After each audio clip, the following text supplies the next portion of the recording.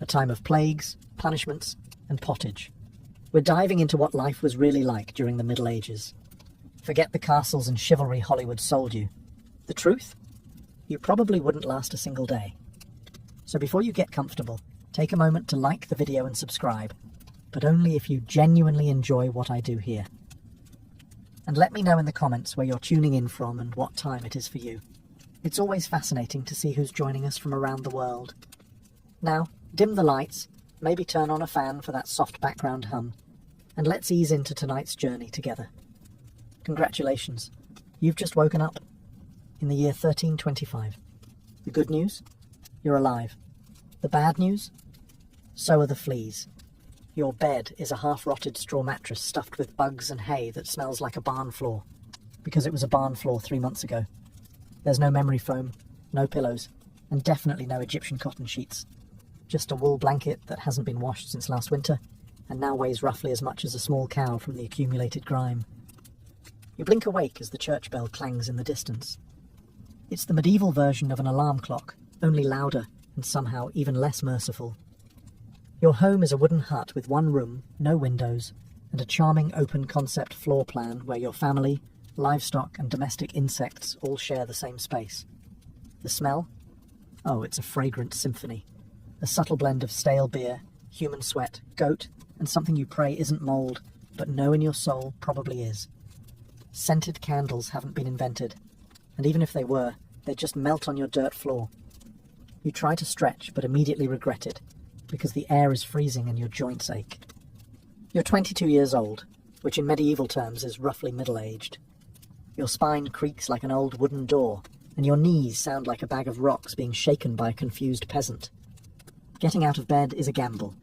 The floor is either wet from last night's rain, which leaks through the thatched roof, or crusty from something your neighbour's chicken did. Either way, your bare feet are now part of the ecosystem. Oh, and privacy. What's that? Your entire family, and maybe a random cousin who just never left, are waking up beside you. There's no bedroom, no curtains, no me time. Just communal everything. Welcome to morning in medieval Europe, where you're never truly alone, because parasites, rodents, and 8 other people are always with you. And this is just how your day starts. It only gets worse from here. So, you've managed to crawl out of your medieval haystack of horrors. Congrats. Now nature calls. And it's not calling politely. It's screaming. Here's the part where you start missing the modern bathroom. There's no toilet, no seat, no toilet paper, no flush, not even a mildly resentful plunger in the corner. In the 14th century, relieving yourself is an adventure, a social experiment, and often a small public event. If you're a peasant, your bathroom is likely a wooden bucket behind the house, which is already full because Uncle Wolfstan had a rough night after eating bad turnips. The smell is biblical. You hold your breath, do your business, and then, here's the kicker, toss it into the street. Yes, the street. You're supposed to shout something like "Gardilou" before dumping it out the window. That's Old French for "watch out below," although frankly no one ever moves fast enough. Streets in medieval towns are open sewers, a charming river of human waste, animal droppings, and mystery liquids you'd rather not examine. If you're lucky enough to live in a town with public latrines, congratulations. You get to sit shoulder to shoulder with strangers in an outhouse where privacy is a myth and ventilation is a cruel joke. You might make small talk, but try not to breathe too deeply. Toilet paper? Never heard of it. Most people wipe with straw, leaves, rags, moss, or, if they're feeling especially indulgent, a scrap of wool. Sometimes, nothing at all. Which might explain why handshakes weren't popular yet. And if you're in a castle, surely it's better, right? Well, sort of. You might have a garderobe, a hole in the wall that drops your waist directly into the moat. Great idea. Except that your enemies know this, and yes, attackers sometimes climbed in through the waist chute. Talk about entering through the back door. So whether you're a farmer or a baron, medieval toileting is a humiliation ritual. It's cold, it's public, it's dangerous, and it's never not disgusting. One slip on a wet stone path, and you're face first in humanity's leftovers, and you still haven't brushed your teeth. But we'll get to that next. You survived the toilet. You deserve a reward, right? Maybe a nice breakfast? Something warm, delicious, comforting? Sorry, this is medieval Europe. Nothing is comforting here. Breakfast, if you can call it that, is a grim affair. There are no eggs Benedict, no coffee machines sputtering awake, and certainly no avocado toast. You sit down, or squat near the fire, to a wooden bowl of something that looks like it was scraped off a muddy boot. Welcome to your daily ration of pottage. Pottage is a thick, gloopy stew made of whatever you can find. Grains, root vegetables, maybe a few beans if you're lucky. It's been simmering in the same pot for days, sometimes weeks, and new ingredients are just dumped on top of the old ones. It's less of a recipe and more of an ongoing edible experiment. On the side, a hunk of bread so hard it could deflect arrows. It's made from coarse rye or barley flour, often bulked up with sawdust, ground up acorns or other creative ingredients, because wheat is a rich man's fantasy. This loaf is not your friend. You don't slice it, you negotiate with it. What about drinks? You're not sipping orange juice or an oat milk latte. You're drinking beer. Yes, beer. At 6 a.m. Why? Because the water is teeming with parasites and filth. So you start your day with weak ale, low alcohol, high survivability. Kids drink it too.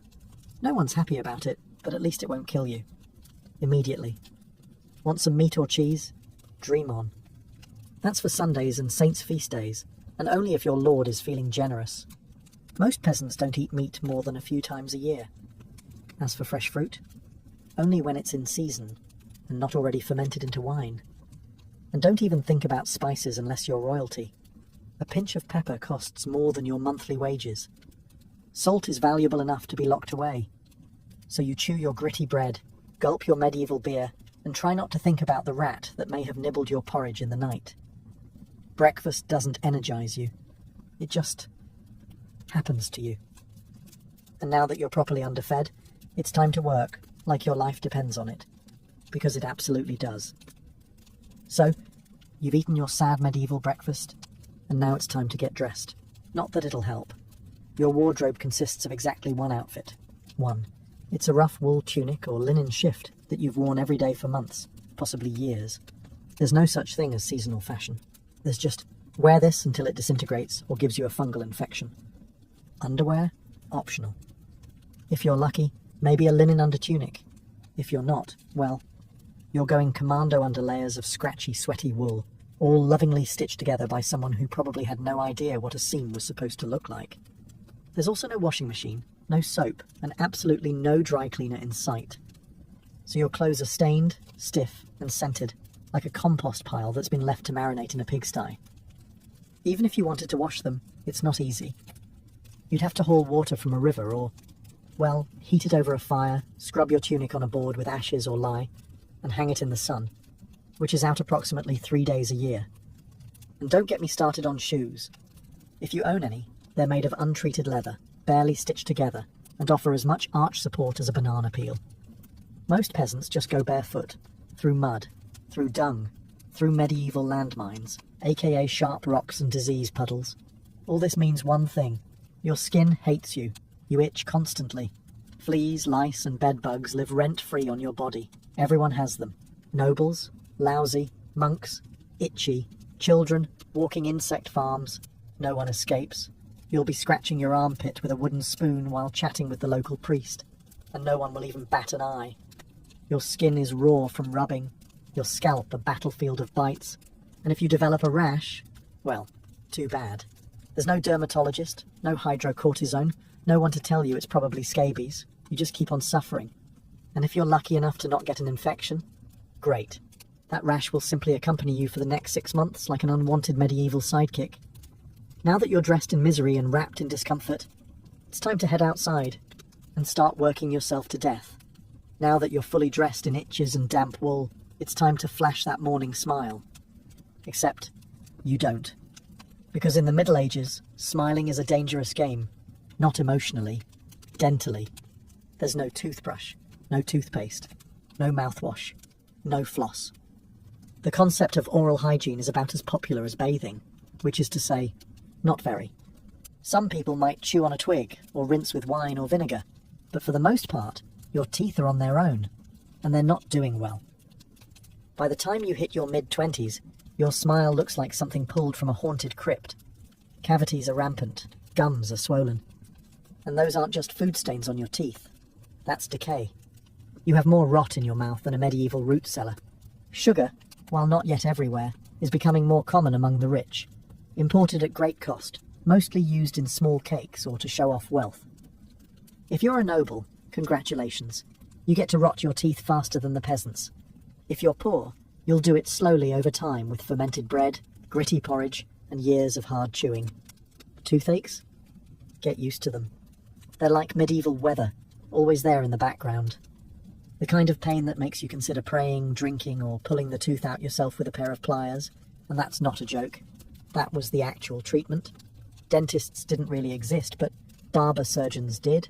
Yes, the same guy who cuts your hair is also pulling your molars out by candlelight with an iron hook and zero anesthesia. Infected tooth? Hope you like fevers, because without antibiotics, it can easily turn into sepsis and kill you. From a toothache. That's right. The same thing that sends us to a pharmacy today could be your funeral in the 1300s, and there's no relief on the social front either. Kissing? Good luck. Halitosis, bad breath, is everywhere. If you're single, you're not judged by your smile. You're judged by your land and your livestock. In short, your mouth is a battlefield, and it's losing the war. Now that your teeth are throbbing, let's head outside. Because your real job, the one that will break your back, is just getting started. Time to head to work. Except there's no office, no desk, no coffee break, and no chance of promotion.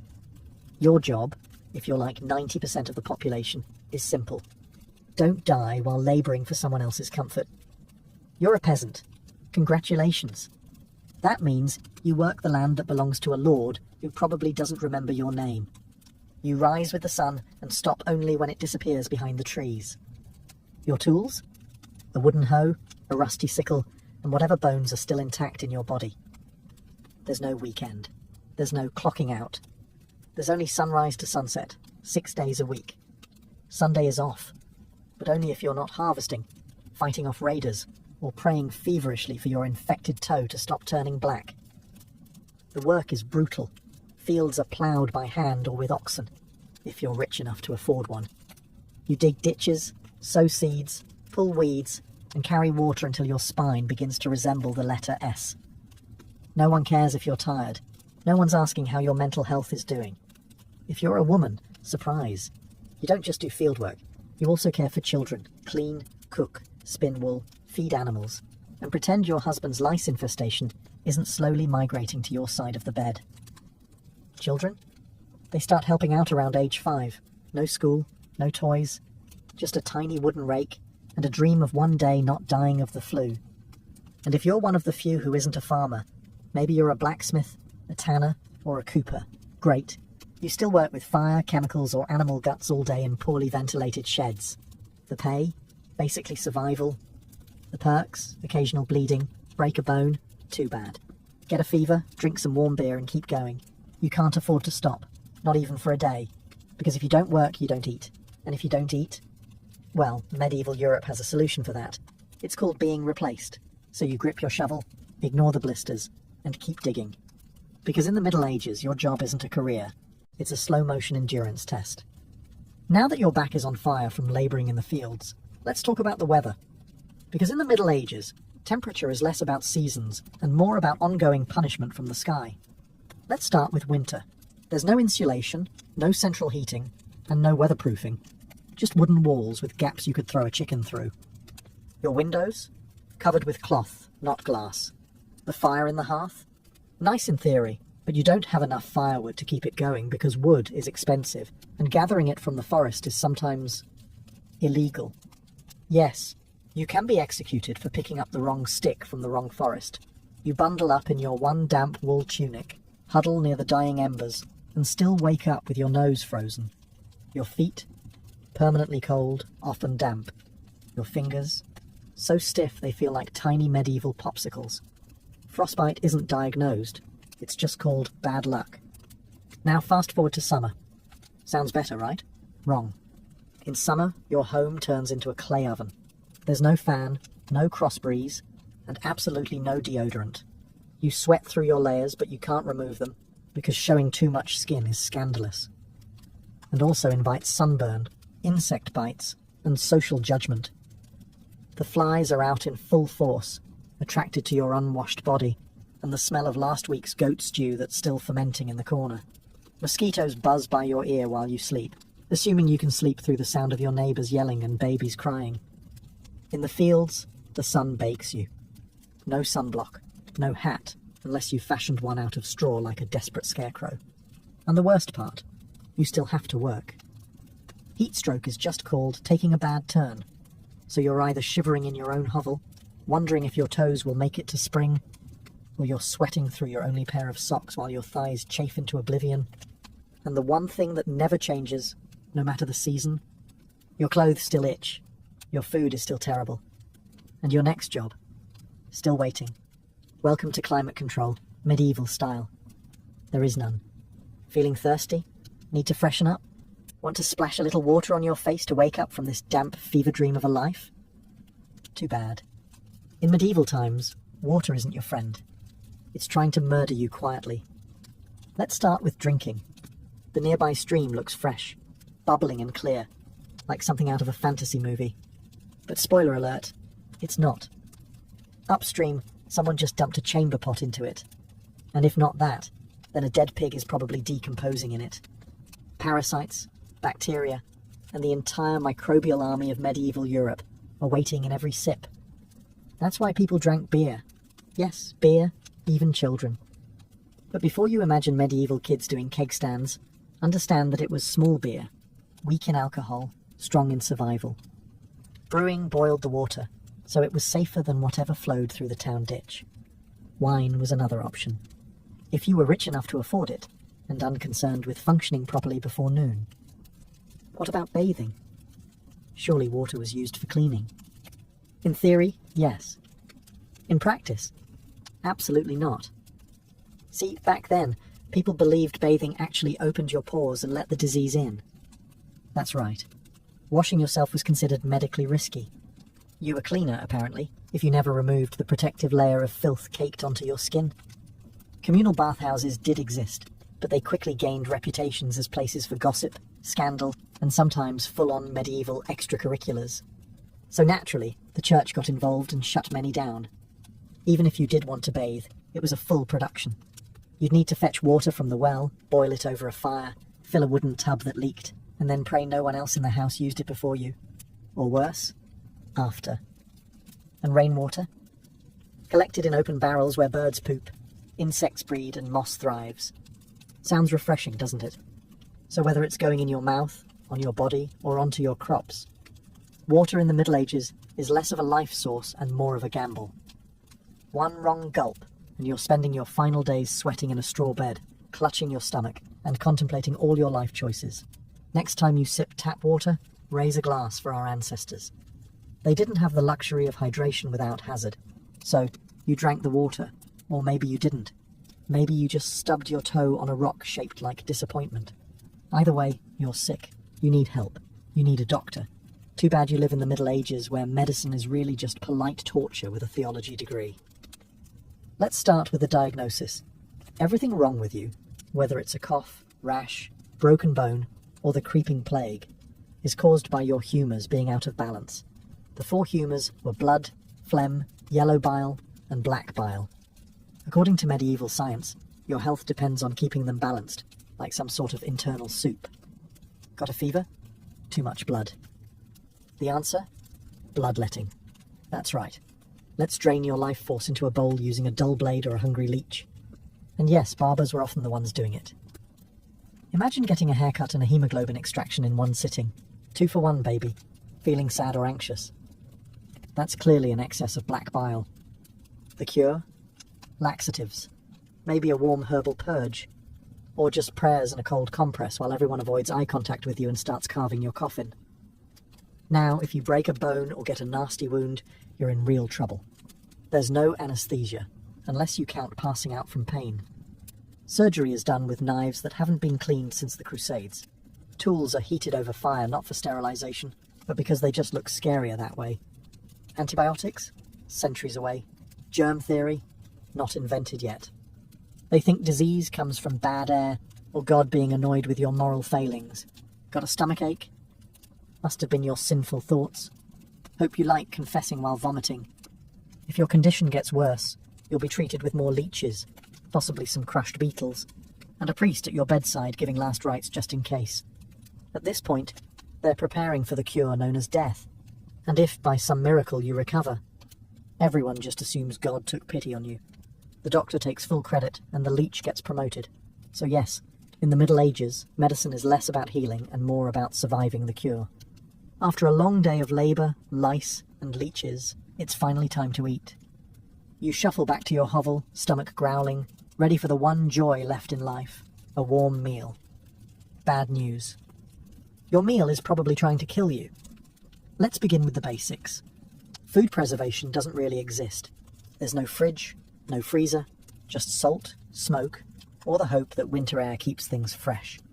Your meat, if you're lucky enough to have any, has been hanging for days, covered in flies, marinated in questionable brine, and possibly shared with a rat or two.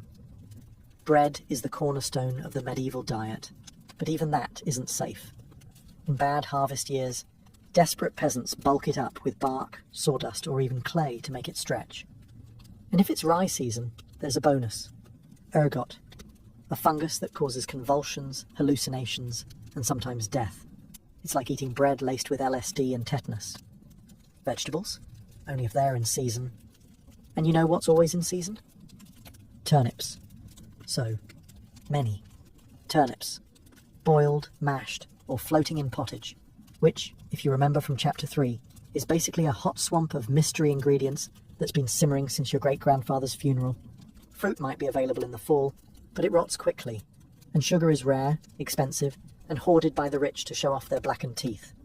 Dairy is another gamble. Fresh milk spoils in hours. Butter and cheese fare better, but they're loaded with bacteria. People eat them anyway because, frankly, it's either that or chew your boot leather. And let's talk about seasoning. Spices like pepper, cinnamon or nutmeg, worth more than gold. For the average peasant, flavour comes from onions, salt, if you're lucky, and pain. Most meals taste like wet burlap sprinkled with sadness. But food isn't just a health hazard. It's a political one. Game animals belong to the Lord, not you. Caught poaching a rabbit, you could be fined, imprisoned, or even executed. That's right, your dinner could get you hanged. So as you sit down to eat your grey stew by flickering firelight, remember, every bite is a risk. But you eat anyway, because in the Middle Ages, food doesn't nourish. It tests you. It's evening now. You've worked, suffered, and barely digested your suspicious stew. You might think the day is winding down, but don't get too relaxed, because God is watching. So is the priest. And so is your neighbour Agnes, who will absolutely rat you out if you miss Mass. In medieval Europe, religion isn't just part of life. It is life. The church controls your calendar, your laws, your education, if you can read, your birth, marriage, death, and everything in between. Think of it as your spiritual landlord. And you're always behind on rent. Every day is structured around prayer bells. The town church bell rings in the morning, noon, and night. Not because people need reminders, but because missing prayer is a sin. Forget to bow? Sin. Eat meat on a Friday? Sin. Think about your neighbour's wife in that one dream? Double sin. And yes, hell is very real. Vividly real. Priests describe it in glorious detail. Rivers of fire, lakes of boiling blood, demons with pitchforks and eternal wailing. If the plague doesn't scare you, eternal damnation definitely will. You can't read the Bible yourself because it's written in Latin, a language reserved for monks, clergy, and that one noble kid who's too good for dirt. You rely on the church to interpret everything for you. That means if the priest says your crop failure is because you didn't pray hard enough, well, time to kneel harder. Tithes, a tenth of everything you own, are mandatory. If you grow wheat, you give wheat. If you raise chickens, you give eggs. If you have nothing, congratulations. You're spiritually bankrupt and financially doomed. Holidays? They're holy days, dozens of them. And while they offer breaks from labour, they're not for fun. They're for attending Mass, fasting, confessing sins, and reminding yourself that joy is a dangerous indulgence. Questioning the church is dangerous. Heretics are burned. Witches are drowned. blasphemers are flogged, and skeptics are quickly reformed. So you go through the motions. You chant, you bow, you pray that your soul, after enduring this dirt-covered life, might finally land in paradise, assuming the priest likes you. Because in the Middle Ages, God may be merciful. But the church? Not so much. If you thought being a medieval peasant was rough, try doing it as a woman. All the filth, famine and fear, plus childbirth, subservience and social invisibility. In the Middle Ages, being a woman is like being on hard mode, with no health potions and no restart button. From birth, a girl's life path is pretty much locked in. Marry young, bear children, serve your husband, die tired. Education? Not likely. Unless you're from a noble family and sent to a convent, your intellectual development stops around the time you learn how to churn butter and patch a tunic. Marriage happens early. Really early. It's not weird to be betrothed at 12 and pregnant by 14. It's not about love. It's about land, livestock, and alliances. Your opinion? Not required. Once married, you're basically your husband's property. Your job is to produce heirs, feed everyone, keep the house running, and not complain. Because complaining might get you branded a nag, or worse, a witch. That label comes with a complimentary drowning or burning, depending on local fashion. Childbirth is a death lottery. There's no prenatal care, no sterile tools, no anesthesia. Midwives do their best, but even minor complications can mean death for the mother, the child, or both. Some women survive 10 pregnancies. Many don't survive too, but don't worry. Once the baby is out, your work increases. Now you have a screaming infant in a lice-ridden hut, and you're expected to nurse, cook, clean, and still help in the fields. You don't get a break. You are the break, for everyone else. If you're unmarried, you're suspicious. If you're widowed, vulnerable. If you're outspoken, dangerous. Women who didn't conform were often accused of witchcraft, especially if they had herbal knowledge, a strong personality, or just looked at someone funny on a rainy Tuesday. Even in the church, your role is limited. Nuns lived under strict rules. No speaking without permission. No freedom of movement. And your spiritual worth? Always ranked below men.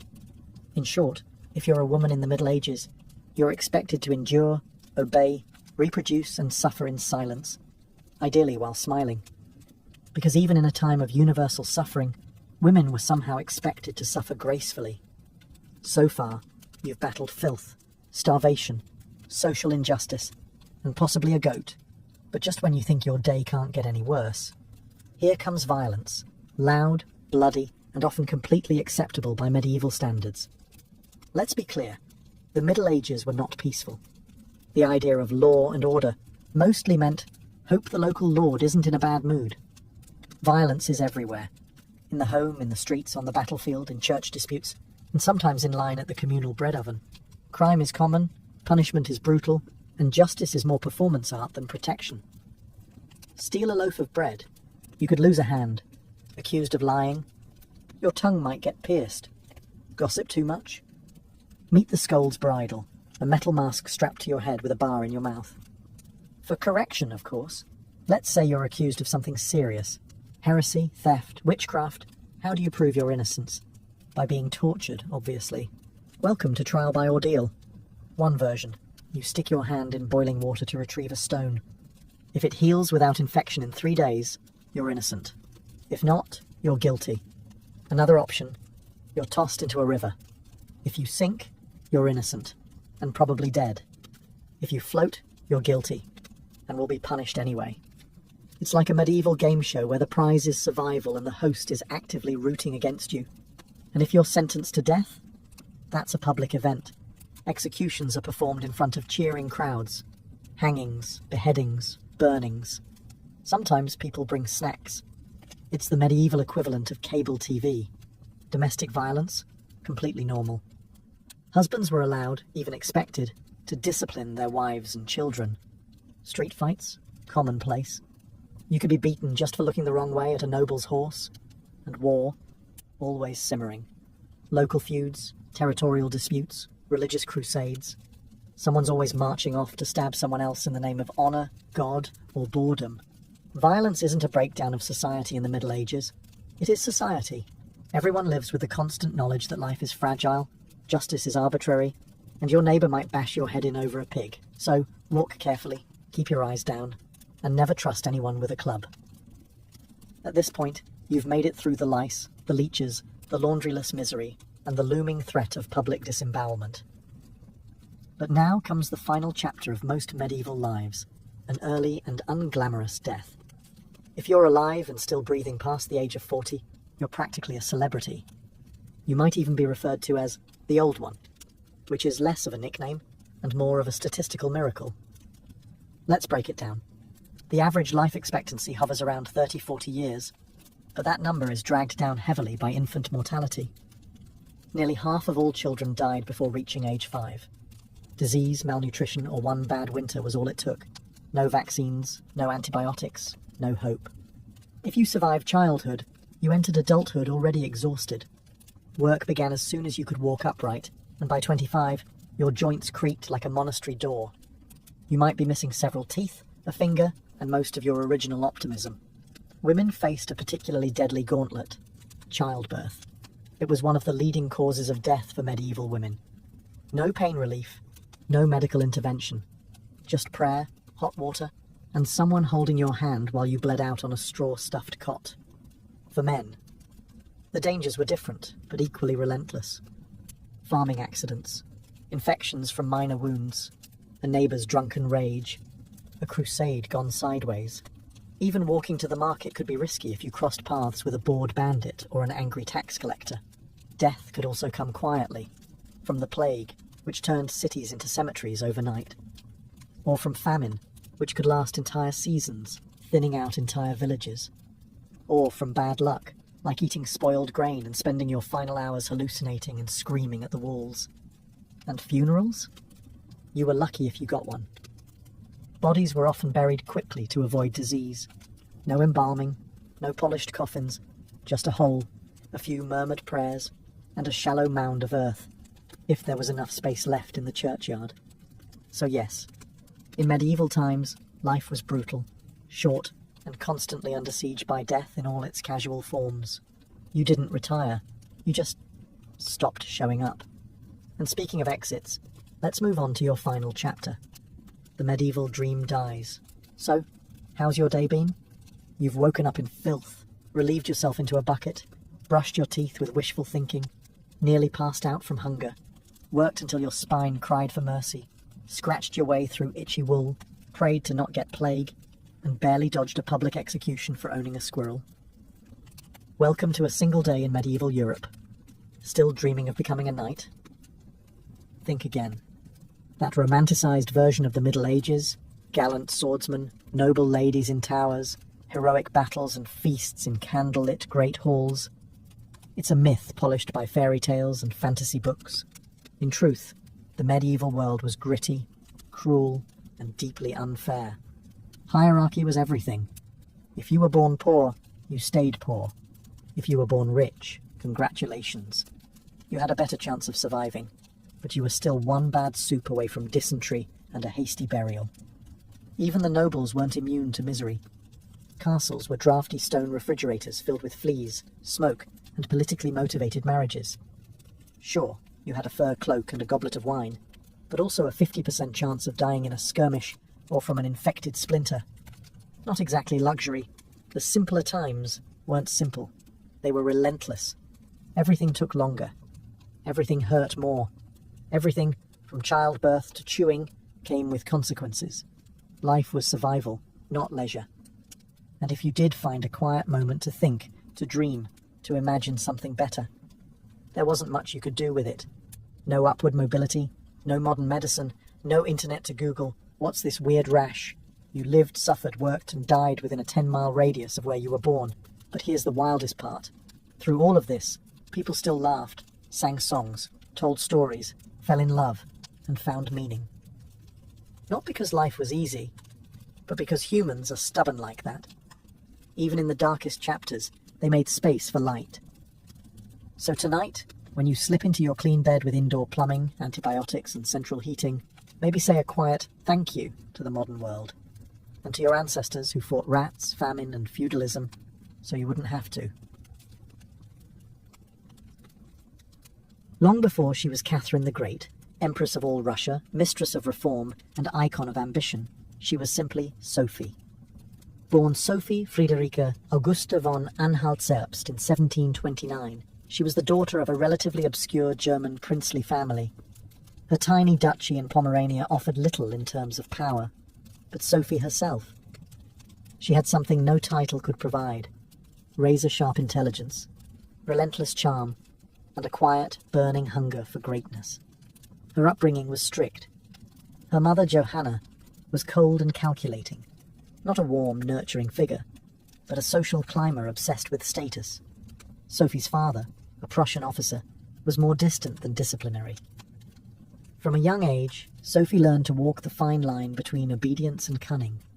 She read voraciously, spoke multiple languages, and learned how to observe a room before speaking in it, skills that would soon become survival tools in one of Europe's most brutal courts. When the Russian Empress Elizabeth Petrovna began searching for a wife for her heir, Grand Duke Peter, she looked beyond Russia's borders. Peter himself was of German descent, and Empress Elizabeth believed a foreign bride, pliable and grateful, would be easier to control. Sophie fit the bill perfectly. Noble blood, Lutheran faith, which she'd be forced to abandon, and a reputation for both grace and humility. At just 14 years old, Sophie was summoned to Russia. She arrived in the freezing capital of St. Petersburg in 1744, wearing thin German fabrics and a diplomatic smile. Her mother pushed her forward like a chess piece. Sophie, however, had her own game in mind. To become acceptable in Russian society, she converted to Orthodoxy, taking the name Ekaterina Alexeyevna, Catherine. The ceremony was public, symbolic, and life-altering. She wasn't just changing religions. She was burning the bridge behind her, stepping into a foreign empire with no way back. No one watching that quiet teenage girl in a fur-trimmed coat could have predicted what would come next. Betrayal, revolution, enlightenment, and empire. But from the moment Sophie stepped foot in the Russian court, she stopped being a pawn and began planning how to become a queen. Catherine's marriage to Grand Duke Peter was meant to secure her place in Russian royalty, but from the very beginning, it felt more like a cage than a crown. Peter, heir to the Russian throne, was not the dashing prince of fairy tales. Awkward, immature, and obsessed with toy soldiers, he was far more interested in playing war games in his chambers than governing an empire, or showing affection to his new wife. Some accounts even suggest he refused to consummate the marriage for years. He idolized Frederick the Great of Prussia and resented the Russian court that had adopted him. In contrast, Catherine embraced Russia with a fierce determination. She learned the language, studied its history, and memorized Orthodox rituals. She wanted to belong. Peter wanted to escape. This mismatch wasn't just emotional, it was political. The Russian court was a viper's nest of gossip, paranoia, and brutal power games. Empress Elizabeth still ruled with absolute authority, but her health was in decline.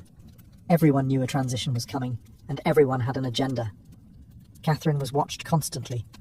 Her letters were read, her friendships monitored, and her every move scrutinized.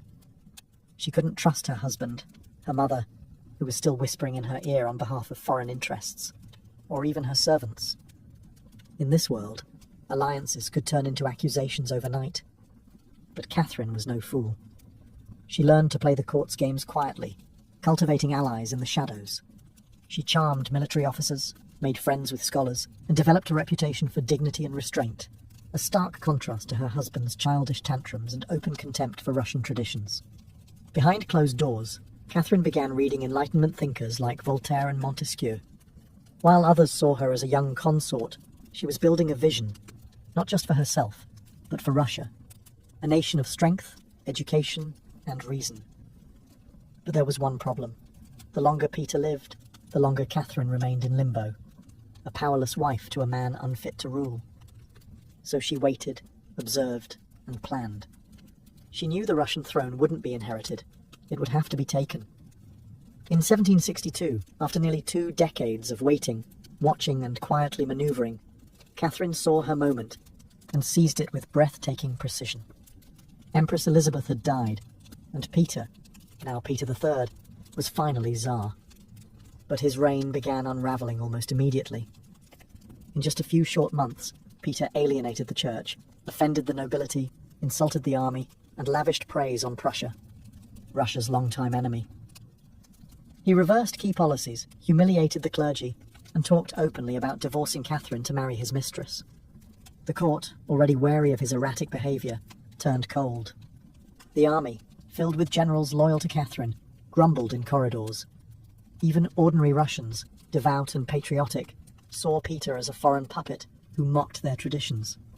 Catherine, watching all of this unfold, made her move. In July of that same year, while Peter was away at his summer palace, Catherine launched a bloodless coup d'etat. Supported by key military officers, including her lover Grigory Orlov and his influential brothers, she rode through St. Petersburg in full regalia, was proclaimed Empress Catherine II, and won the allegiance of the powerful imperial guard. Peter, caught off guard and without allies, surrendered within days. He was taken into custody, and shortly after, found dead under mysterious circumstances. Officially, it was reported as a hemorrhoidal colic. Unofficially, it was murder. Catherine was now empress, not by birth, not by marriage, but by will, wit, and audacity. It was unprecedented. A foreign-born woman with no legitimate claim had taken the Russian throne without a single battle, but her real challenge was just beginning. She had to transform that bold grab for power into a lasting legacy. Would Russia accept her? Would the nobility respect her? Could she hold the empire together without falling victim to the same fate as her husband? Catherine understood that power gained through intrigue could be lost just as easily. She needed to rule not as a schemer, but as a visionary. And so began her transformation, from a careful conspirator to a reforming empress, one who would redraw borders, embrace the Enlightenment, and redefine what it meant to be a woman in power. Once Catherine had the crown, she could have rested on her power, but she didn't. She had something bigger in mind than simply sitting on a throne. She wanted to transform Russia, and not just militarily or politically, but intellectually. While Peter had worshipped Frederick the Great and toy soldiers, Catherine idolized Voltaire, Diderot, and the bold thinkers of the Enlightenment. She believed in reason, progress, education, and the role of a monarch as a servant of the people, even if she herself ruled with absolute authority. Catherine didn't just read Enlightenment philosophy, she lived it. She corresponded directly with Voltaire for over 15 years, flattering him while defending her autocracy. She invited Diderot to her court and even purchased his entire library to support him financially. Behind closed doors, she pored over legal texts, debated reforms, and crafted policies to modernize the empire. Her early reign was filled with efforts to codify Russian law. She formed the Legislative Commission in 1767, an ambitious project intended to rewrite the entire legal code of Russia. Catherine's own nakaz, or instruction, was a political manifesto in disguise, one that spoke of equality before the law, the dangers of torture, and the responsibility of rulers to serve the common good. For an empress in 18th century Russia, it was radical. But Enlightenment ideals had to survive the realities of Russia, a vast, feudal, deeply conservative land, ruled by nobles who liked their serfs exactly where they were, beneath them. Catherine knew this. While she advocated reform, she moved carefully. She abolished some forms of torture, expanded access to secular education, and built schools and libraries. But she also reaffirmed the nobility's control over their serfs to keep them loyal. This was Catherine's balancing act, a philosopher queen in public, a practical empress in private. She walked a tightrope between ideology and survival, between the shining salons of Paris and the gritty politics of Moscow. Her vision for Russia was bold, but always calculated. In many ways, Catherine wasn't trying to make Russia European. She was trying to make Russia modern, on her terms. And that meant reform, yes, but with an iron hand in a velvet glove. Catherine wasn't content with reforming Russia from within. She wanted to expand it outward, to make it an empire worthy of fear, admiration, and envy. Where Peter the Great had opened a window to the west, Catherine aimed to knock down the walls. Under her leadership, Russia's borders stretched wider than ever before. She waged wars not just to defend her crown, but to reshape the map of Europe. One of her most significant campaigns was against the Ottoman Empire. These wars, fought in waves throughout the 1760s and 1770s, weren't just about territory. They were about influence. Catherine saw herself as the liberator of Orthodox Christians living under Muslim rule and as the rightful protector of Eastern Europe. Under generals like Alexander Suvorov and Grigory Potemkin, Russia captured key regions including Crimea, the northern coast of the Black Sea, and access to warm water ports, something Russian Tsars had coveted for generations. These victories weren't just military, they were symbolic. With each conquest, Catherine sent a message. Russia was no longer the distant, backward cousin of Europe. It was a continental force. She also turned her gaze westward. In a series of deals and diplomatic manoeuvres, Catherine participated in the partitions of Poland, carving up the struggling Polish-Lithuanian Commonwealth along with Austria and Prussia. By the end of the Third Partition in 1795, Poland was erased from the map, and Russia claimed vast new lands and millions of new subjects. But Catherine didn't just conquer with armies. She also colonized with ideas. New cities were built. Trade routes were expanded. German settlers were invited to cultivate Russian farmland. The empire became a mosaic, from the icy Baltic to the sun-drenched shores of the Black Sea. And through it all, Catherine remained the central force, reading reports, issuing orders, and personally overseeing the shape of her expanding empire. Critics would accuse her of being power-hungry, even imperialistic. But to Catherine, expansion wasn't ambition, it was destiny. A great ruler, she believed, was measured not just by ideas, but by borders. She didn't just want to rule Russia. She wanted to remake it as a civilized empire, feared by its enemies, respected by its peers, and loyal to her alone. For all her brilliance and power, Catherine the Great was just as famous for what went on behind palace doors. And no, not all of it was whispered in libraries. Catherine's private life became one of the most talked about aspects of her reign. She had lovers, not just one or two, but a carefully curated parade of them, many decades younger, often handsome, and sometimes politically influential. She didn't hide them. In fact, she often rewarded them with titles, estates, and pensions, if they behaved well. If not, they were quietly dismissed, sometimes with a polite thank you and a promotion. Among the most important of these lovers was Grigory Potemkin, a man as brilliant as he was bold. Their relationship blurred the lines between romance, politics, and partnership. Some historians believe they may have even married in secret. Together, they shaped military campaigns, colonization projects, and the transformation of southern Russia. Potemkin wasn't just a lover, he was her co-ruler in many ways. Still, Europe couldn't look past the scandal. Gossip swirled. Satirical pamphlets painted her as lustful, insatiable, even unhinged. And after her death, the rumours only got worse, the most infamous being the completely false and grotesque tale involving a horse, spread by her enemies to smear her legacy. But why the obsession? Simple. Catherine was a woman who wielded power unapologetically, and in a world where female rulers were expected to be either saintly virgins or tragic figures, she refused to play the role. She lived, loved, and ruled on her own terms, and that made her dangerous. Ironically, while her critics painted her as immoral, Catherine herself was deeply philosophical about love and sexuality. She believed pleasure was a natural part of life, and that personal relationships didn't have to threaten public responsibility. She separated emotion from governance, a feat few male rulers managed. In reality, her liaisons were often strategic. She surrounded herself with men who were loyal, capable, and politically useful, and when they ceased to be, she let them go, usually with a smile and a generous retirement. Catherine's love life didn't weaken her rule. It was part of her strategy, a blend of passion and power that made her unforgettable, envied and feared.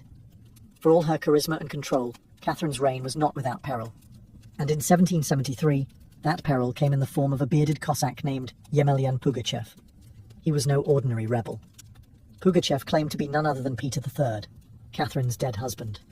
According to him, he had survived the coup and now returned to reclaim the throne from the German usurper. It was absurd. Peter was long gone. But to Russia's oppressed and exhausted lower classes, the claim didn't need to be true. It just needed to offer hope. Pugachev promised liberation, an end to serfdom, lower taxes, and land for the common people.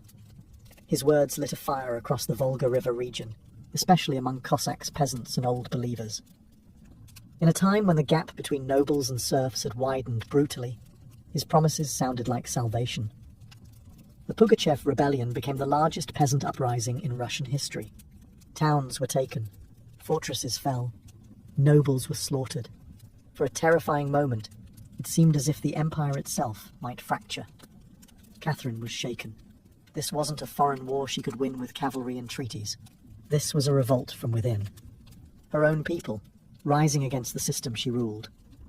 But Catherine didn't panic. She acted. She dispatched professional military forces to crush the rebellion, ruthlessly. Pugachev's forces were defeated in 1774. He was captured, displayed in an iron cage, and eventually beheaded in Moscow, a public warning to all who dared follow. Afterward, Catherine doubled down on order and control. Her dreams of liberating the serfs quietly faded into silence. The rebellion had shown her the limits of enlightenment in a country still shackled by feudalism. She now leaned harder on the nobility, who offered loyalty in exchange for absolute control over their serfs. This was a turning point. The empress who once quoted Voltaire now prioritized stability over philosophy. Reform became cautious, surveillance increased. Rebellion, even whispered, was to be stomped out before it had breath. Pugachev may have lost his head, but he left behind a warning that haunted Catherine, that power built on inequality could only hold so long before the storm came crashing through. By the time Catherine the Great approached the final years of her life, she had ruled Russia for over 3 decades, longer than any female ruler in Russian history. From the moment she seized power, she had defied expectations, reshaped her empire, and redefined what a woman and a monarch could be. Under Catherine's reign, Russia became a true European powerhouse. Its territory expanded by over 200,000 square miles, swallowing Crimea, parts of Poland, and stretches of the Black Sea coast. These weren't just military wins, they were strategic pivots, securing warm water ports and reshaping trade. But her legacy wasn't only drawn on maps. Catherine left a cultural mark as well. She helped found the Hermitage Museum, amassed one of the greatest art collections in Europe, and corresponded with the greatest minds of the Enlightenment. Her court became a centre of sophistication, art, and intellectual ambition. In a country often viewed as backward by Western Europeans, Catherine put Russia firmly on the cultural map. She modernised education, founding schools for girls, and promoted the printing of books. She introduced smallpox inoculation to Russia, even publicly receiving the vaccine herself, an act of scientific bravery in her time. Yet, her reign was also one of contradictions. While she admired Enlightenment ideals, she never freed the serfs. In fact, she extended serfdom deeper into Russia's territories. Her reforms, while impressive, remained mostly top-down, designed to polish the empire without truly transforming its foundations. Still, Catherine's rule brought stability and ambition. She understood that power was not inherited. It was crafted, managed, and constantly defended. She ruled not by divine right, but by force of will, political brilliance, and relentless calculation. She was called many things: a usurper, a tyrant, a reformer, a seductress. But above all, she was effective. When she died in 1796, Russia was wealthier, larger, and more formidable than it had been in centuries. She left behind a throne secure, an empire expanded, and a legend that would endure for centuries. Catherine didn't just reign, she ruled, with intellect, strategy, and an unapologetic grip on history. And in doing so, she became more than an empress. She became a myth. For all her power, expansion, and enduring legacy, Catherine the Great was still, at her core, a woman navigating a man's world, and reshaping it in her image. Behind the imperial portraits and state decrees was someone deeply aware of how precarious her position was. She was not born Russian. She came to the throne through a coup. She ruled an empire that didn't want a woman in charge, and yet she not only endured, she thrived. Catherine was never content to be ornamental. She read constantly, wrote endlessly, and never stopped learning. Her daily schedule was intense. Hours of reading reports, corresponding with foreign powers, editing state papers, and managing a court filled with rival factions. She wasn't content to simply sit on the throne. She worked the throne like a stateswoman born to it. She was also, in many ways, lonely. She surrounded herself with courtiers, lovers, and artists, yet wrote in her memoirs of how few people she could truly trust. Her son Paul, whom she distrusted and kept away from state matters, grew into a man she feared would undo all her progress. Her greatest emotional partnership, with Grigory Potemkin, faded into deep friendship, but his death in 1791 left a wound that never truly healed. Catherine crafted her image carefully. She understood the power of narrative, and wielded it better than most monarchs of her age.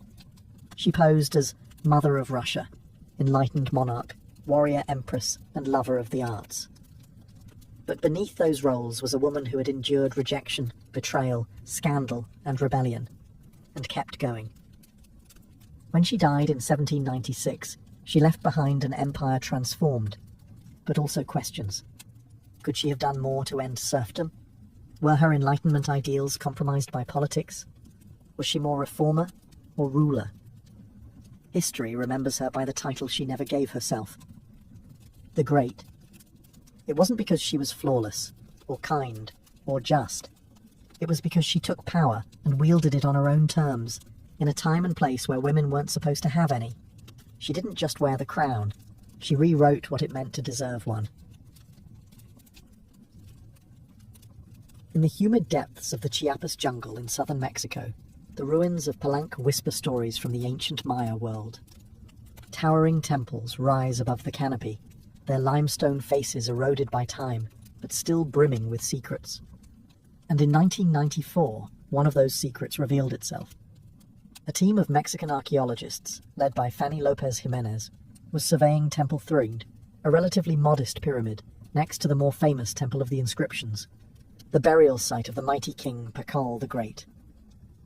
Temple Throned wasn't expected to hold much, until they noticed something odd: a sealed, hidden chamber beneath the structure.